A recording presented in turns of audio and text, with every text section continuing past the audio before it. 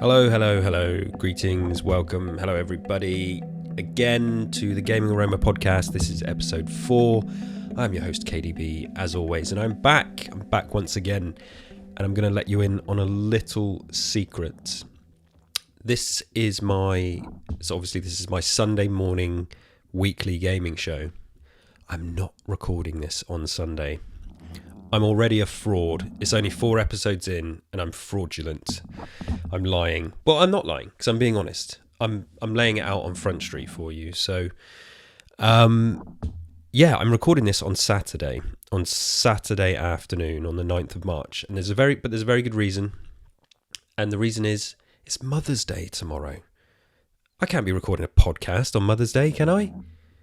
I'll be divorced. I'll be disowned as a parent, and I'll be divorced as a husband if I just like, oh sorry, I just got to pop in the spare room and record a podcast and talk to myself about games for an hour on Mother's Day. So that's not happening. So I'm going to record it today. I don't want to piss off my wife. I don't want to be a horrible human being. I mean, I'm sure my wife wouldn't mind if I said, look, Jess, I've got to go in there. I've got to deliver another episode of my hot takes to everybody. She wouldn't mind, but I'm better than that. So yes, it's Sunday. It's not Sunday. It's Saturday afternoon that I'm recording. So it's still happening one way or another. And that sip you hear, dear listeners, it's not coffee. I know, I'm a fraud on 2 levels already. Not recording on a Sunday morning, and I'm not drinking coffee. It's actually wine. I need to rename it. Although I guess the word aroma is quite tied to wine as well, isn't it, right?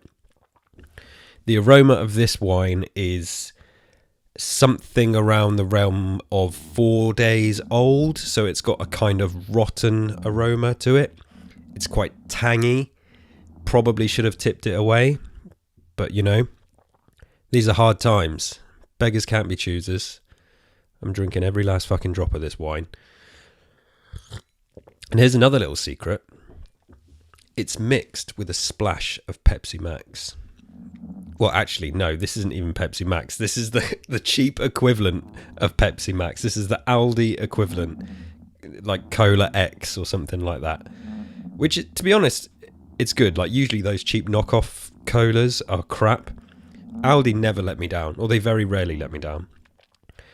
And I know what you're thinking. What on earth are you doing mixing Coke, Pepsi Max, rip-off cola with wine? It's red wine. It's how they drink it in Spain, baby. And I'm just cultured like that. Many years ago, when I worked at an animation studio, we had freelancers and employees as well. And we employed somebody to come and work for us from Spain. His name's David. He is an incredibly talented CG modeler. And he introduced me on a night out once to red wine with Pepsi Max. And apparently he's like, this is what you drink in a nightclub in Spain. Now, this was in 2011 and 12. Whether that's still the trend now, I have no idea. I did go to Madrid in like 2017. And I can't say there was much of it flying around, Pepsi Max and red wine. But David introduced me to this, and I've never looked back. I still love a good red wine without mixing it with Pepsi Max. But because this wine is a few days old, it's probably not going to go down well by itself. So I've splashed a bit of Pepsi Max in there with it, and it goes down like Ribena.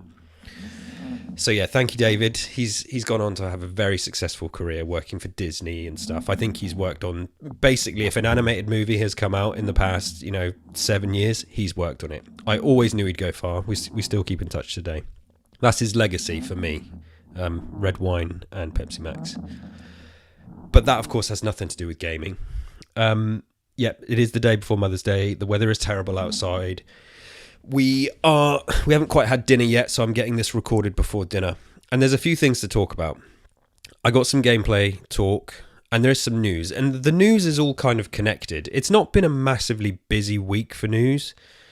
After last week's kind of depressing news week of layoffs, and there has been some more layoffs and studio closures, and I'm not really going to get massively into those this time round. I'm going to speak on some connected stuff, I suppose, that you might have seen in the news, and just give my thoughts, and then I'm going to get to gameplay. And I'm going to start with the hot topic, something that's kind of been bubbling over the last 24 hours or so, and that is Peter Moore. PT Moore, former Xbox boss, believes serious questions are being asked about the future of consoles. This is an article from the Video Games Chronicle. Pete gave an interview with IGN originally, but I try not to visit IGN, to be honest with you. So, yeah, VGC here. I've got a summary. And yeah, I'm just gonna look at some stuff that he said and give some thoughts, because this is stuff that is connected to the wider, industry trends and stuff. And people have given Peter some shit about this, because like he's insinuating that he knows what Microsoft's thinking is, despite the fact he hasn't worked there since 2010. When's the last time he worked there? Let me check. I told you I'm going to get more, try and be more fact-checky and not professional. This is still very relaxed and laid back, but I don't want to just spout utter bollocks. So Microsoft, Grand Theft Auto 4. He joined Microsoft in 2003. When did he leave? Yeah, 2007. So not quite 20 years. But a long time ago. Anyway, so yeah, back to the point, back to the topic. He believes they're asking serious questions about the future of consoles. So here's some quotes put together in the article here. So yeah, I'm going to read through it, and I'll try and stick to the quotes, but just to lay of the land. Former Xbox, Sega, and Electronic Arts executive Peter Moore believes that serious questions are being asked about the future of console generations. The future of console platforms has become a hot topic in the games industry recently, after Microsoft announced plans to bring 4 games to PS5, and Sony indicated it will implement a more aggressive PC strategy, falling lower than expected financial results. Moore believes that the platform holders could be debating whether another console cycle is worth billions of dollars in investment compared to focusing on multi-platform and cloud initiatives. Quote from Peter: "I think it's a real serious question that's being asked, I'm sure in Tokyo, in Redmond, Washington, and Kyoto," he told IGN. "That's what everybody's working on right now, because when you start off the next generation, you've got to be ready to absorb billions of dollars in losses." Excuse me.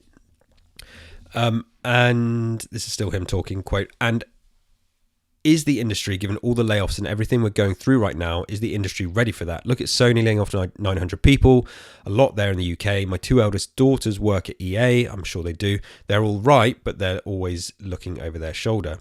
He added, "So I think that in answer to your question, those are the questions that are being asked right now. And it'll all be tied to around, do we continue to develop silicon, the role of AI? What does that mean? You can't look away from that. Are these companies willing to go around another cycle, another round of multi-billion at the same time? Are you gearing up for another cycle where gamers may not embrace the console and just say, you know what, I don't need this, times are tough, I've got my phone, I'm enjoying what I've got on my phone, there's plenty of games I can play." This is the quote continuing, by the way.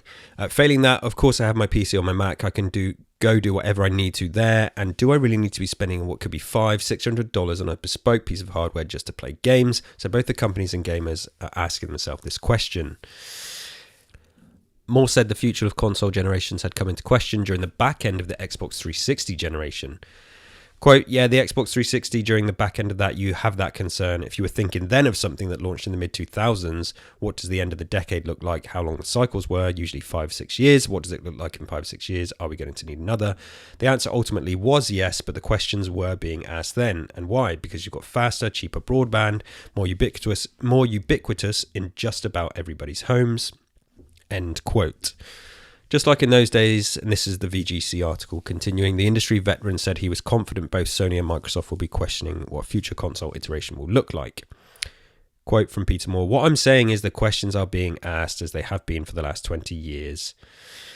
what is it that PS6 can do that PS5 can't, that would make people jump from PS5, or the same with Xbox and Switch, right? God forbid it's just incremental, end quote. So, yeah, you get the gist of it, really. Now, I mean, I've seen a couple of reactions to this. One is he doesn't know what he's talking about. He doesn't work at Microsoft. How can he imply that he knows their thinking? And of course, they're probably having conversations, because that's just what they do. Conversations always happen about everything. I'd be very reluctant to just completely dismiss what he's saying. I think he's being quite candid. I think he's being quite candid for someone who, you know, has been so heavily involved with the games industry. I mean, I suppose he doesn't really have a massive reason to be secretive, because he doesn't work in games. He worked for Unity. I know he recently started doing some work for Unity, is that right? But he moved into football because he loved football, and he's always loved football. He's a huge Liverpool fan. And he was doing some stuff with Liverpool. He even did some stuff with Wrexham as well, right? With Wrexham Football Club. Like, was an advisor.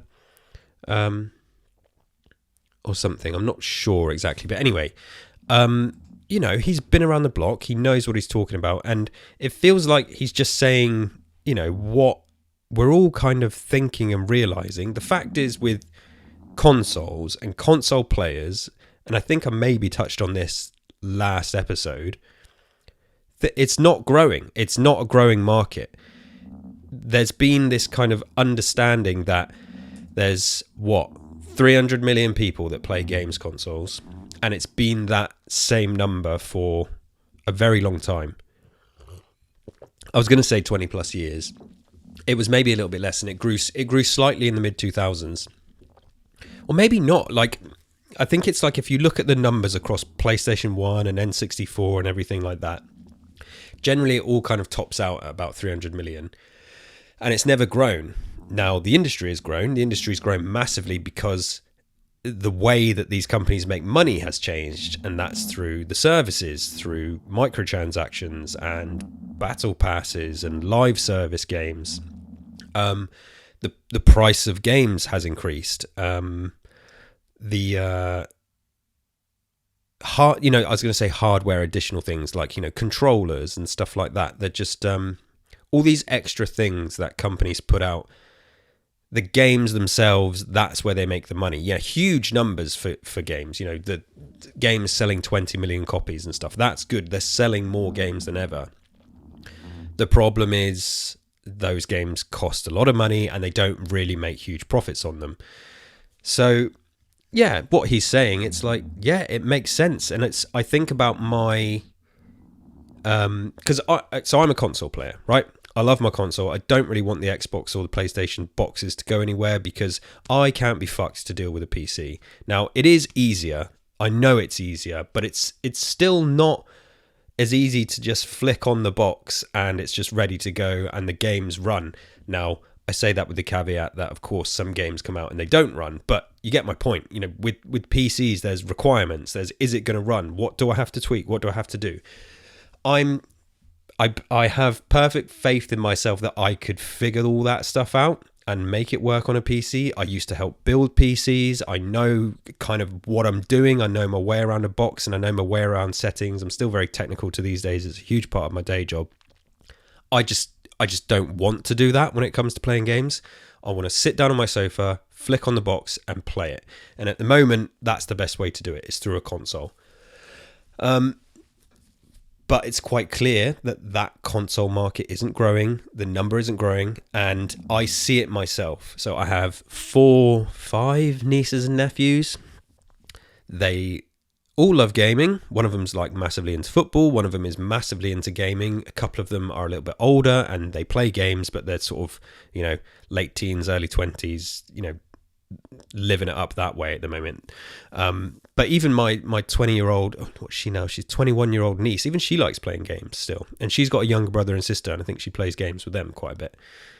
And all of them for Christmas, well, not all of them for Christmas. The 2 youngest ones, who are 13 and 12, or 12 and 14, they both got PCs for Christmas. They both got gaming PCs. They've transitioned from their Xbox and so basically their Xbox One and their PS4. That's what they had previously. They are sat on the shelf gathering dust. Neither of them are interested in playing those games. They've made the jump to PC. And everything I read and everything I hear is PC and mobile is the only gaming markets that are growing, because a large part of it is to do with content creators and this, how easy it is to produce content from the PC. So people who love gaming and want to be content creators, it's easier for them to play on PC. It makes sense. It's just easier, But yeah, us boomers, I'm not a boomer. Technically, I'm a millennial, which is weird to think. I'm an early millennial, I think. Us old people, us old folks, consoles have always been there for us. People who've been gaming since like the mid-80s to now. Generally, you either jumped on the PC wagon in the mid-90s and stayed there, or you jumped on the console wagon in the late 80s and stayed there. Of course, some people have both, some people have all, but most people don't. Most people kind of pick a lane. I've always picked a lane. And we used to have a PC at home, back in the early days. We were an early adopter of PC, and I was playing PC games. PC gaming was where I suppose where I first got I'm going to say hardcore into games. That's silly, really. Because playing the NES and playing the Mega Drive, I was playing them hardcore, but they were still kind of seen as like a toy. Playing games on PC like Duke Nukem and Doom and Worms and Carmageddon and Time Crisis and the click and point games like Broken Sword and stuff like that. That's where I spent hours playing it. And I mean hours playing games. And then it wasn't really until the PS1 came along. We got our PS1 in 98, maybe 97. Christmas 97, we got our PS1. That's when I migrated more towards console. So where was I going with this? What was my point? Yeah, my point was console market isn't growing. So of course these companies are looking and think, how many more times do we want to keep putting out these boxes, which we don't really make any money on? If that's not where the growing market is, we need to look at PC. We need to look at mobile phones, because that's where people are playing games. And, this idea of the service model bursting, I mean, I'm not sure that's true. I'm sure there's people listening to this that, like me, I don't have time to play loads of service games. I don't have the money to invest in loads of service games. But service games are some of the most popular on planet Earth. And I'm talking ridiculous things like Candy Crush. Right? How many people play Candy Crush? And it's just raking in money. It's just printing money every single day. And Fortnite obviously is a service game. That's at a different end of the spectrum, but Fortnite is available on phones. Fortnite is basically available everywhere. It's a money printing machine, and every platform now wants their Fortnite and wants a piece of that, that pie. I'm obviously tired of the way that creativity might be being, sidelined in favor of service and profit. But that doesn't change the fact that that's still the most popular way that games are consumed, and it's the most profitable for these companies. So it's what they're going to lean towards. And do they need a box to do that? No, they want you just playing it on your TV, playing it on your phone. They almost don't care how you play it. Now, I'm sure Xbox and PlayStation aren't disappearing out of the console market. They're not going to stop producing hardware. I think, the economy's in a crazy space at the moment. Once things balance out, producing these boxes will be less painful for them, and they'll keep doing it. I don't think it's going anywhere yet. We're already seeing the physical side of things be kind of cut off, with more focus on digital consoles. Sony releasing a console with an add-on drive. I'm pretty sure the next Xbox console is going to do something similar.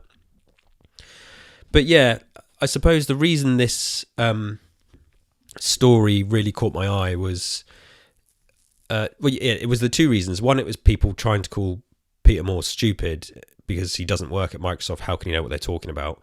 I mean, I just think of course he knows what he's talking about. He's very clued up. He's very clued in. Yes, the gaming industry is very different to now as it was in 2007, but he knows what he's on about. And yeah, he just seems to be speaking sense to me. The console boxes probably aren't long for this world, and they may turn into much smaller, cheaper boxes that just function as streaming devices.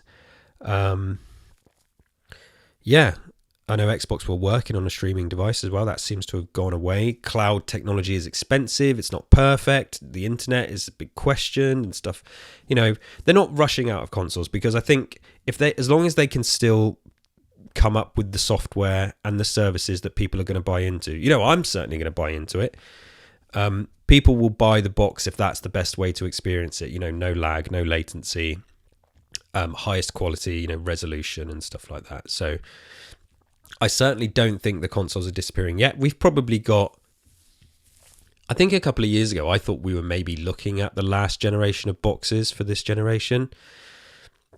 But with just how fragile things are, I don't know, maybe Microsoft are disrupting things at the moment with their the lack of exclusivity, not lack of exclusivity, the way they're putting games elsewhere. They're kind of beating Sony to the punch with that because obviously PlayStation are going to do exactly the same thing. I'm not sure those Sony exclusives are coming to Xbox yet, but you know, maybe. But it's just really interesting because I thought maybe we're in the last generation of these these boxes. I really thought cloud. There was a time, so 2022 to 2023, like summer 2023, cloud was 50% of my gaming. I loved xCloud. I have really good internet, so I'm fortunate enough to have good internet. It's fiber straight to my property, so it's perfect, and my speed is good. I've got 500 megs. I can get up to a gig. That's not a brag. I suffered with terrible internet my entire life, so I'm just very glad to have that. And the only reason I have it is because I live in a new build house, so it was built into the property. But cloud was 50% of my gaming. And then Microsoft bought Activision, and the court case happened, and the FTC thing happened, and they basically stunted the service and the development. And I had never seen a queue on xCloud for about maybe 10 months. I was using it solidly, and it was 50% of my gaming. There was a couple of games I think High on Life. I didn't quite finish it. High on Life I only played on cloud. Bug Snacks I only played on cloud. I jumped back into some Fallout on cloud, on Fallout 4, and my kid was playing some Paw Patrol games on cloud and stuff. And this was through the TV and the console. This wasn't on my phone. This was just, I can't be bothered to download the game.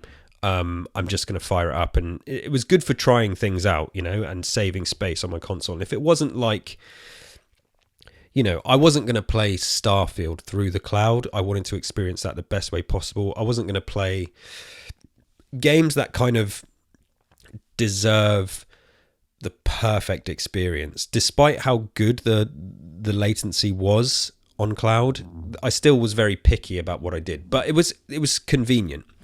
That's now gone away.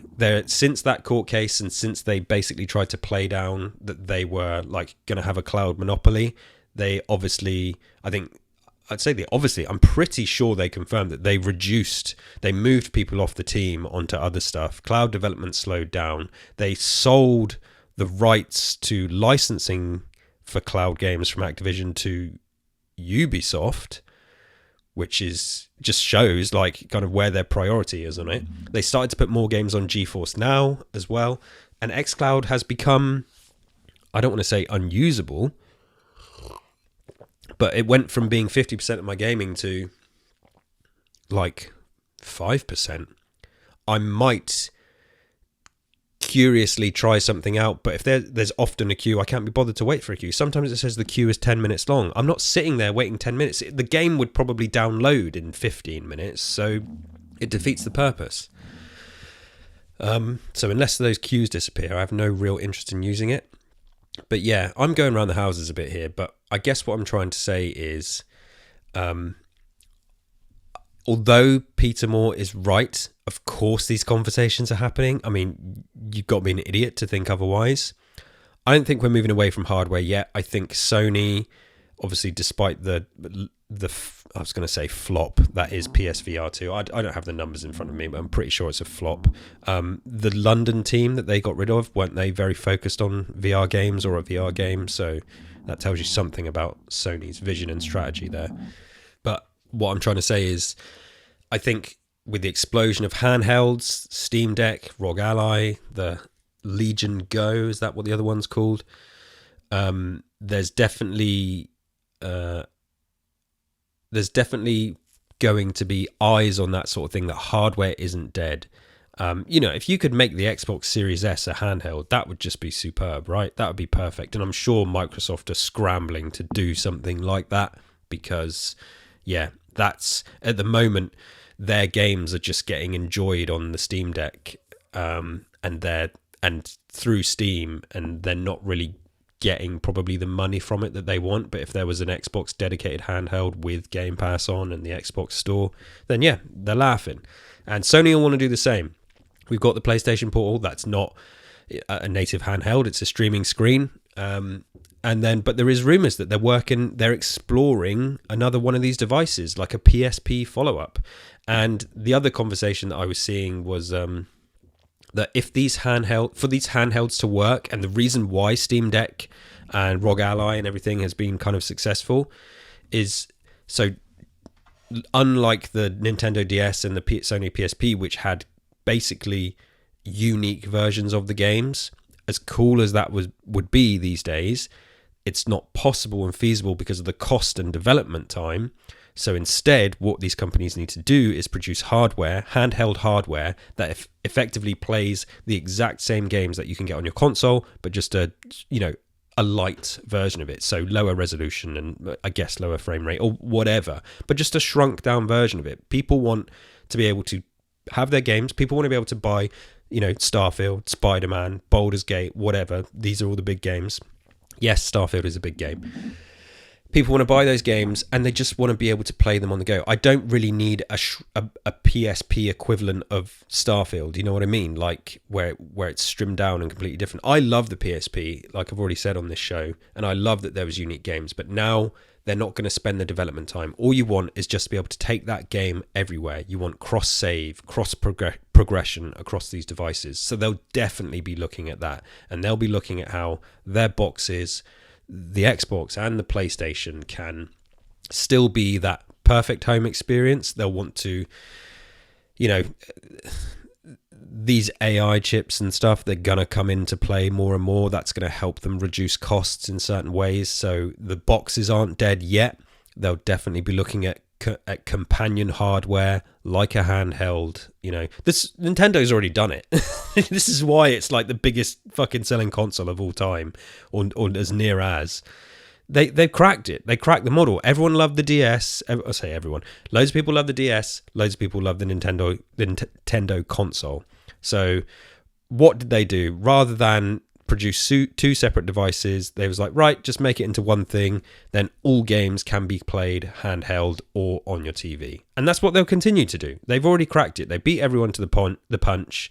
And then now Steam and all these, the Steam Deck and the handheld devices are eating the lunch of Sony and Microsoft by letting you play their AAA games on the go. And Sony and Microsoft won't be massively happy. I mean, they'll be happy that people are playing their games, but they'll be looking at ways to bring you back to their ecosystem and their storefronts, which is the most important thing. So yeah, that was a bit of a long-winded ramble there.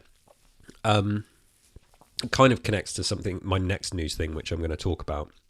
But I suppose just to wrap that up, I know old Pete has kind of come under criticism before, but I've watched long form interviews with him, and he seems way more. He's complete.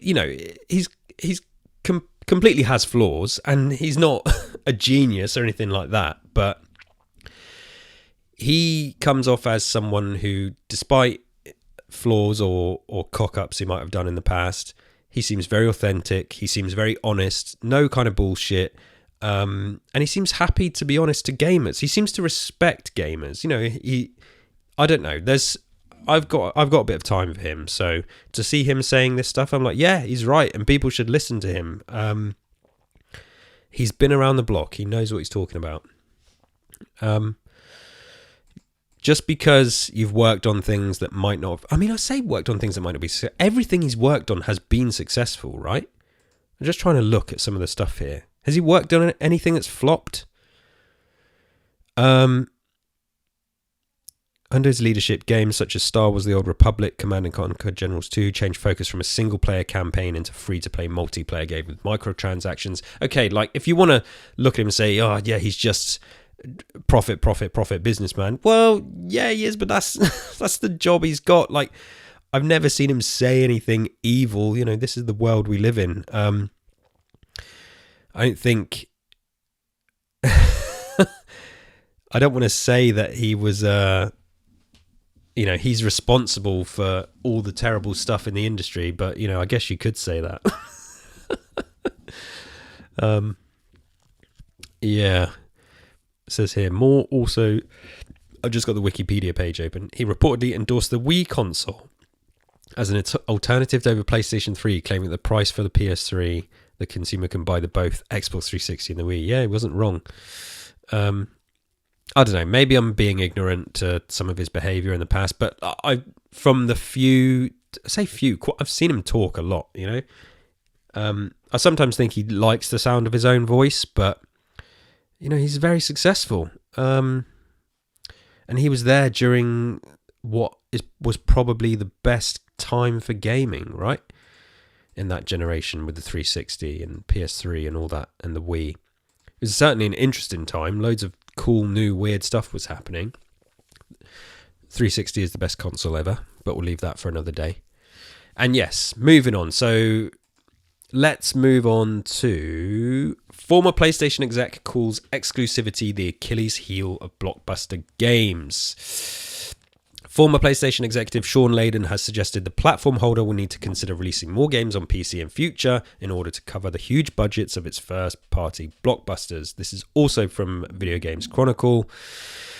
The future of the console platform exclusives has become a hot topic in games industry recently. That kind of just retreading what I've said there. So Shawn Layden, who during a 30-year career at Sony served as CEO of SIE America and chairman of Worldwide Studios, commented on the future of console exclusives in a new interview with Games Beat. When your costs for a game exceed 200 million, exclusivity is your Achilles heel, he said. It reduces your addressable market, particularly when you're in the world of live service gaming or free to play. Another platform is just another way of opening the funnel, letting more people in. In a free to play world, as we know, 95% of those people will never spend a nickel. The business is all about conversion. You have to improve your odds by cracking the funnel open. Helldivers 2 has shown that for PlayStation coming out on PC at the same time, again, you get that funnel wider, you get more people in. The global install base for consoles, if you go back to PS1 and everything else stacked up there, wherever in time you look at it, the cumulative consoles there never gets over 250 million. It just doesn't. Okay, so I was saying 300 million earlier. I knew it was in that sort of region. The dollars have gone up over time, but I look at that and see that we're just taking more money from the same people. Exactly what I was just saying. I hadn't read this article before. I just knew the headline. Sounds like I've just read it and then vomited it back up myself earlier. That happened during the pandemic, which made a lot of companies overinvest. Look at the numbers going up. We have to chase that rocket. Yeah, so basically, I just wanted to touch on this because, again, he's kind of stating the obvious. I think I touched on this again in my previous episode, where I said, and I've touched on it in this one. How do they make more money? Exclusivity, it needs to die, does it? I mean, exclusivity is not something I think needs to die completely. I have... and maybe I'm repeating myself here, possibly on this show, exclusivity, I think, can do a lot for smaller games, right? I don't think really free-to-play games and, the huge franchises, Halo, Final Fantasy, Spider-Man, God of War, Starfield, these huge franchises although I get why they're doing it, I don't think they benefit in the long term from being exclusive.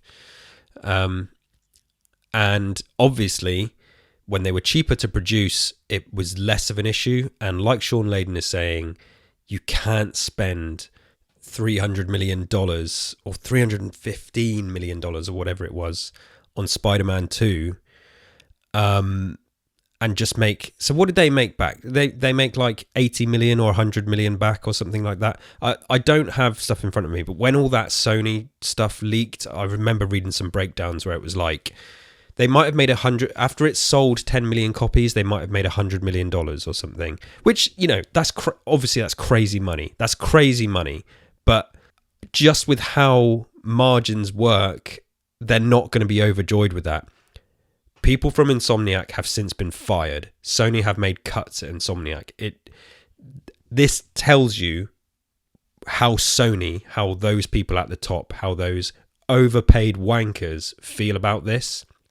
They're going to be like 100 million is not enough profit when we risked 300 million plus on this game. They want to be making 300 million profit back. They want to be making money that they can reinvest into another game and then money to splurge around and give themselves bonuses and grow the studios and all this kind of stuff. So yeah, I don't know. It would be cool to like do a numbers episode on this show. I know some people aren't interested, but you know, this is the industry we love. We love these games, and it's just these talking points are all in the news this week about the consoles and exclusivity. And yeah, games taking longer than ever to make, costing more than ever. So back to what Shawn Layden is saying, it's like, yeah, if Sony, you know, I wanted to play Spider-Man 2. I haven't bought a PS5 to play it because I can't really justify doing that right now. There isn't enough to want to make me invest. Had Spider-Man 2 launched on Xbox, would I have bought it? 70 quid? 100%. I would have bought it. And there would have been, you know, people are saying, oh, there's not enough Xbox players for them to make it worth putting it on the console. Bullshit. Absolute bullshit. There's like, you know, there's a potential reach of 25 million on Series X or whatever it is, and Series S, 50 million if you include Xbox One.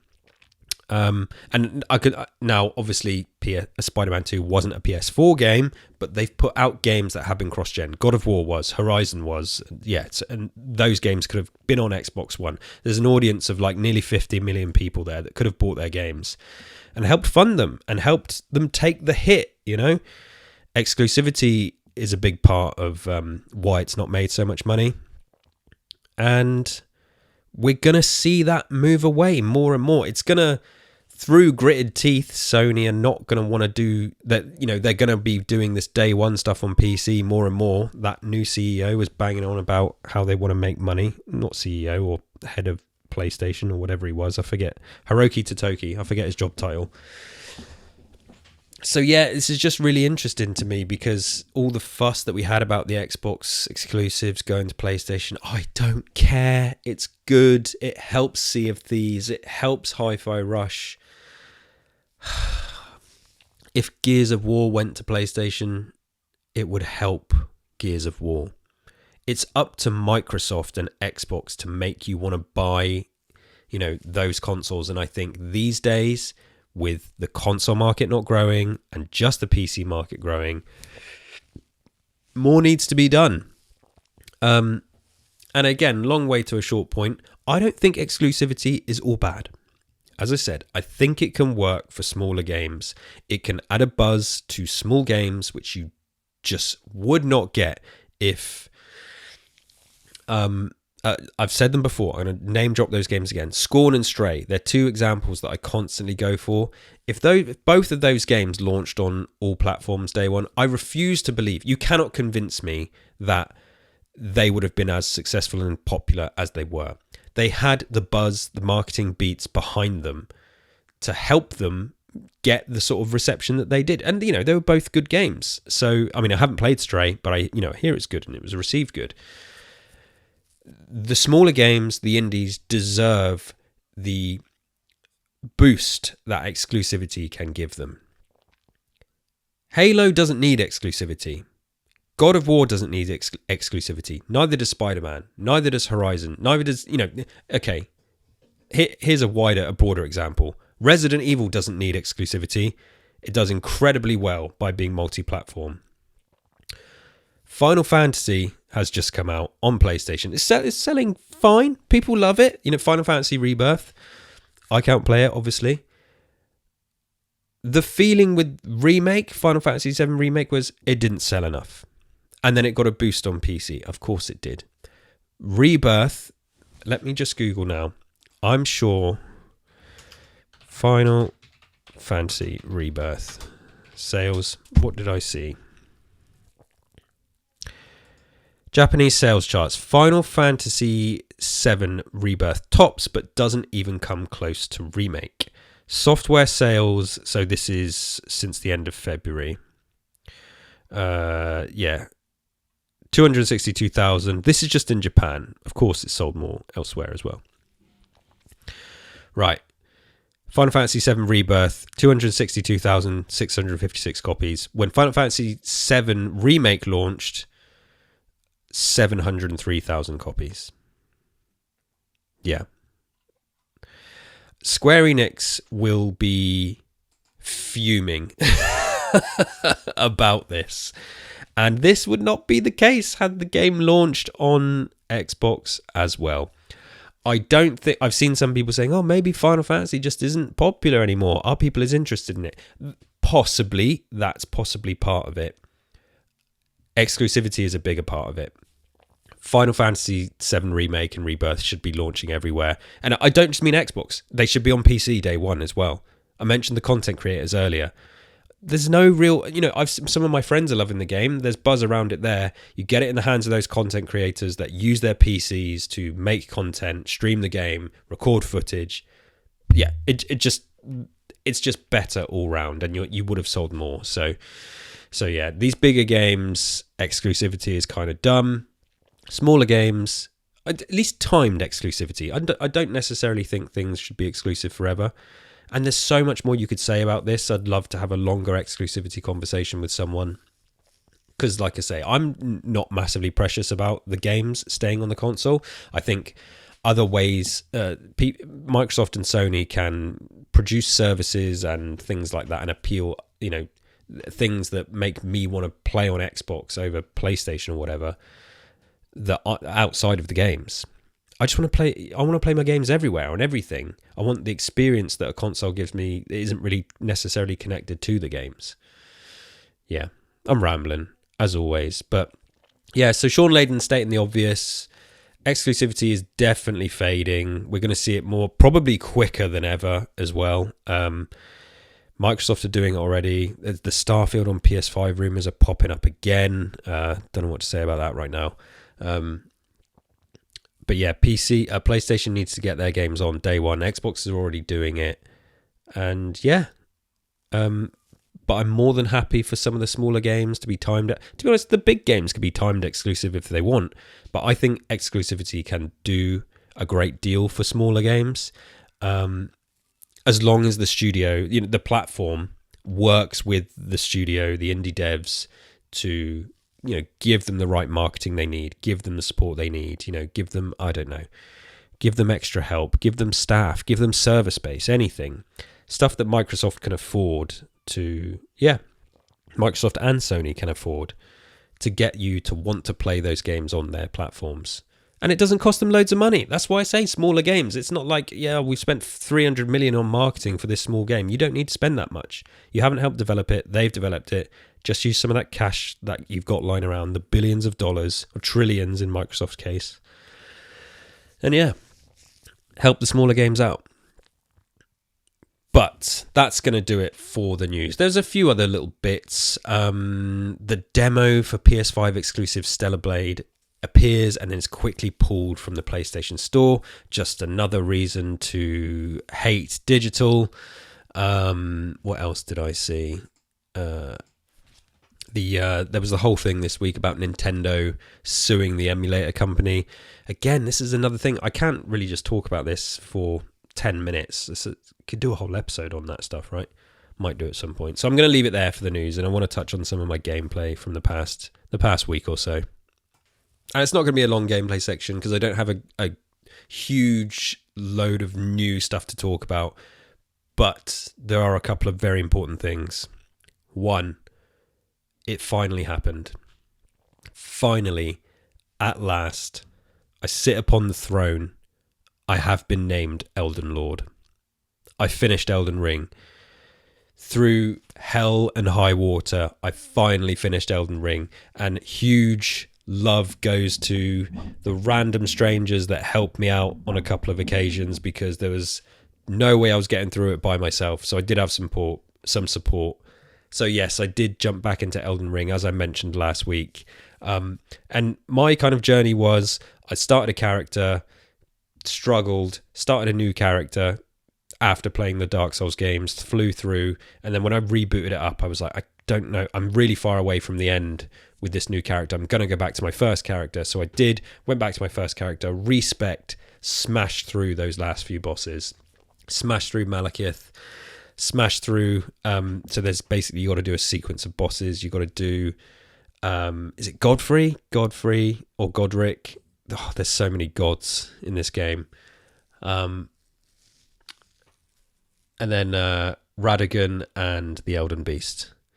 And then to top it off, did some cleanup with some of the other bosses, did Melania. I did have support. I didn't do it by myself. And I've been going around just cleaning up some of the achievements. At this rate, I should be able to have all of the achievements apart from the... so there's like 4 different endings, right? I'm not going to complete the game 4 times.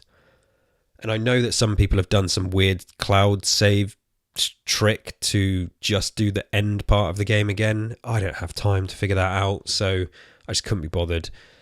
So all being well, by over the next couple of weeks, I should finish up those achievements that I want for Elden Ring. But absolutely having a blast. As I've mentioned before, the world is superb, completely sucked in. It's been nice to just kind of reabsorb myself in the world and visit some of the areas in the games that I haven't been to before. And there's so much that I still haven't seen. I haven't really tried different builds or anything like that, or other characters. I've stuck with my rapier. I'd like to maybe try a magic build or a sorcerer build or something like that. But yeah, just a lot of love to Elden Ring. It's been my evenings mostly for the past week or so. And yeah, so I'm ready for the DLC. I've completed it. I've completed the main campaign. I haven't quite started Journey 2, which is effectively New Game Plus. As I said, I'm doing some cleanup, and then I will probably jump into Journey 2. Or I might maybe I should just start completely fresh and try a new character, because I think all Journey 2 does is make the enemies more difficult. You don't really get anything out of it. So yeah, which I'm not really interested in. It's hard enough already. Let's put my phone on silent. That's very unprofessional. A very unprofessional podcaster. Oh, it's my wife. Dinner in 10 minutes. Okay. Pizza night tonight. So yes, loving Elden Ring. What else? Balatro, still going with Balatro. I did my big Balatro section last week. I'm yet to complete a run. This game is killing me. Like, love it. Absolutely love it.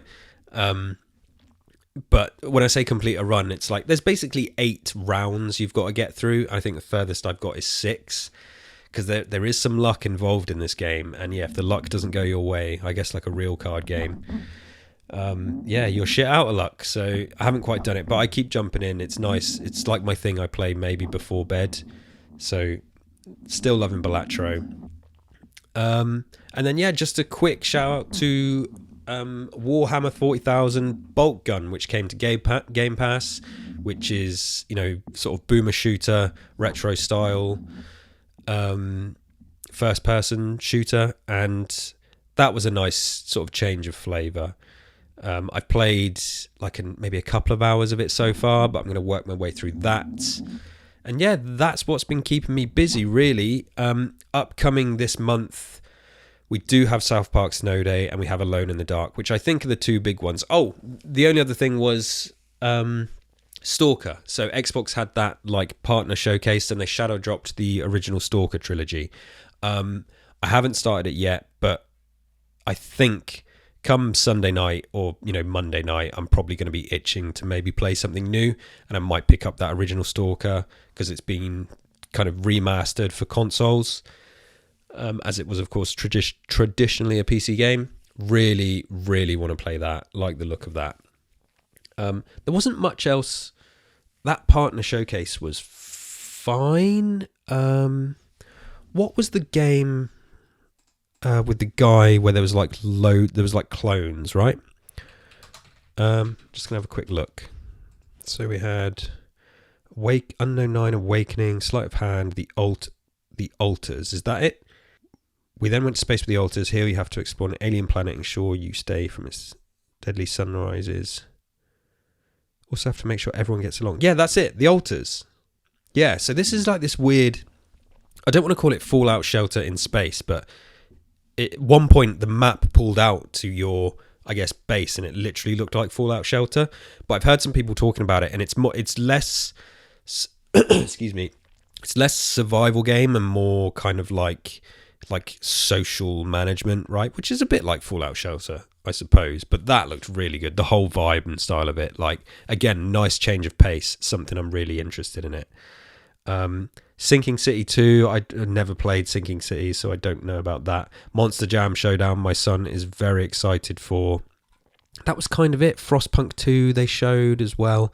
There's a few other things, but yeah, the shadow drop of the Stalker trilogy was awesome, so I'm going to pick that. Obviously, Stalker 2 has been delayed for various reasons, but is coming out later this year, so I need to play through Stalker before that arrives. And I imagine I'll be starting that on Monday, so I'll probably have a lot to say about that next week. And I'm going to leave it there. Like I said, small gameplay section this week. It was more just thoughts about exclusives and thoughts about the news. Let me know what you think. Come and tweet me at K_D_B_. Give the podcast a rating, all that stuff. Yeah, let me know what you're playing. Come and chat to me. Come and sip your coffee or your Pepsi Max infused 4-day-old red wine. Whatever you're doing, wherever you are, take care of yourselves and each other. That was a tribute to Jerry Springer. That's what he used to say, right? Take care of yourselves and each other. My mum loved Jerry Springer growing up. May he rest in power. Although his TV show was quite questionable and probably abused and manipulated people. Although there weren't loads of them actors. Anyway, that's a conversation for another day. Till next time, bye-bye.